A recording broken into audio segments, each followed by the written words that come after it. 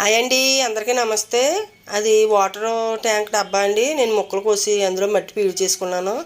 మట్టి పీడి చేసుకుని చూడండి, అలాగ ధనియాలు వేస్తున్నానండి.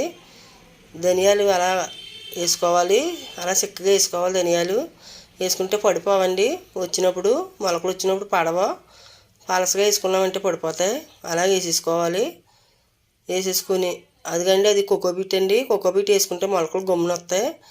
ఎందుకంటే కోకోబీట్లో ఒక గుప్పుడు యాపిండి వేసి కలిపేసి కోకోబీట్ పైన వేసేస్తున్నానండి. అలాగా మట్టి వేయకుండా కోకోబీట్ వేస్తున్నాను. ఎందుకంటే మన నీళ్ళు చల్లితే తడిగా ఉంటుంది కదండి, మొలకలు బేగా వస్తాయి.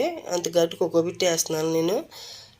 వేసి స్ప్రే బాటిల్లో నీళ్ళు వేసుకుని అలాగా జల్లుకోవాలండి. స్ప్రే అలా జల్లుకోవాలి. ఎందుకంటే మనం చేతితో కొడితే చెదిరిపోతాయండి విత్తనాలు. కాబట్టి అలాగ జల్లుకోవాలి. జల్లుకుని మూత పెట్టుకోవాలి. ఎండ తగలకుండా మూత పెట్టుకుంటే మొలకలు వచ్చేసాక మూత తీసేసుకోవచ్చు. అలాగా జల్లేని చూడండి, పొడిగా లేకుండా జల్లుకోవాలి. నీళ్ళు మూత పెట్టానండి. మా వీడియో నచ్చినట్లయితే లైక్ చేయండి, షేర్ చేయండి, సబ్స్క్రైబ్ చేసుకోండి. బాయ్ అండి, ఇంతేనండి.